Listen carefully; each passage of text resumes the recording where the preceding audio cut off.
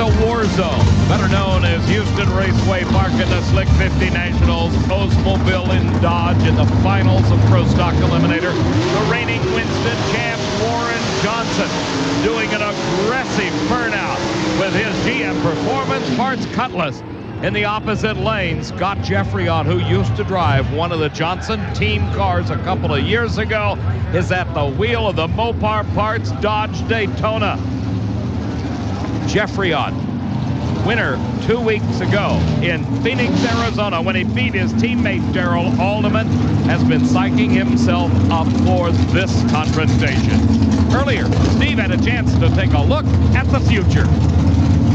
Dave, you and everyone at home will be the first to see the new Dodge Avenger Pro Stock that will replace the Dodge Daytonas by about mid-season. Scott Geoffrion, they're beautiful. Oh, they sure are. You know, Chrysler's put together one fine-looking car here. It's going to make a heck of a race car. Me and Darrell are just salivating, waiting to get inside one of these race cars. The long deck on it. Oh, it's got a long deck on it, and the most important thing is it's 105 inches versus 99 inches, and it's a little bit wider, but yet it's just as slippery in the wind tunnel. Actually, it's a little slipperier in a wind tunnel, so come mid-season, you're going to see two more excited guys over here. Win on Sunday, sell on Monday. That's the way it goes. And of course, the 99-inch wheelbase he's referring to is the length of the wheelbase on the Daytona he is currently driving. Both cars in the pre-stage beams. They are just sitting there. And they continue to sit there. Buster Couch, the starter for NHRA, looking on. You see the cars just basically are idling. No high RPM. Buster looking and making no move yet. Shaking his head a little bit. And now Buster Couch starts to move forward. What's he going to tell him? He'll put him in the beams, I would guess. Yes, that's the indication to stage the race car. The lights at the top of the tree tell the story. Nobody is moving. Scott Geoffrion wants some respect. Now Buster is walking out. They can't use the excuse, and he's backing them up. He says, that's it. You're going to go back and go to the penalty box for a little while. Both the cars moving back. The crowd is going crazy with this action as Buster Couch has pulled Warren Johnson and Scott Geoffrion back off the starting line, told them to shut the engines off, and is going to have a word with both drivers. Now, this is not the first time this has happened. We have seen it before, and the reasons are primarily psychological.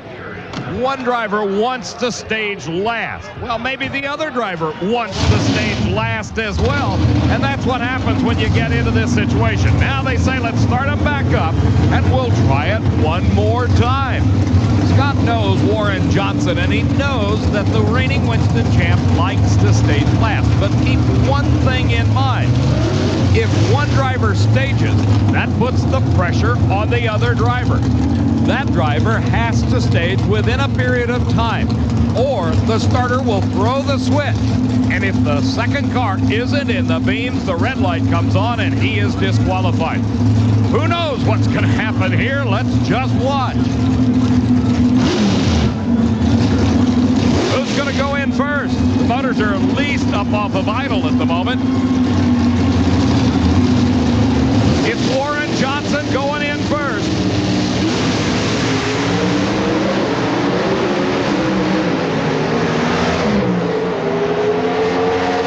Scott Geoffrion may have staged last, but he got to the finish line last as well as Warren Johnson prevailed with low elapsed time of eliminations, a 7:07 at 196 miles an hour plus.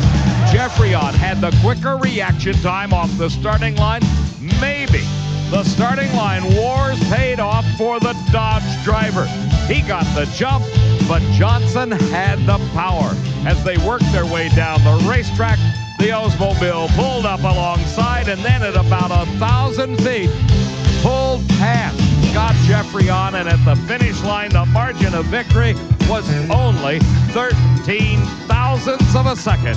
Oh, so close as Warren Johnson wins the Slick 50 Nationals in certainly one of the most dramatic races we have ever seen.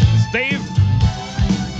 I'm sure it was not either of your intentions, but you had this crowd absolutely berserk. We could hear him clear down here. The kid's just a jerk out there just trying to play his game. You better learn how to drive a race car before he starts playing games like that. Well, it looked like both of you were playing the game. Anybody can stage at any time. I don't have to stage last or first. I'll stage when I'm ready. Warren Johnson wins it. And he's hot. Well, Scott Geoffrion may have lost the race, but it appears he got to Warren just a little bit as they continue to have words down at the far end of the racetrack. Warren's got the lead, Scott second, Darrell Alderman third in the Winston Point chase. Kurt Johnson rounds out the top four, and Jim Yates is the only one even close to breaking into the top four, and it's going to be tough. We're ready for the finals of Money Car when we come back.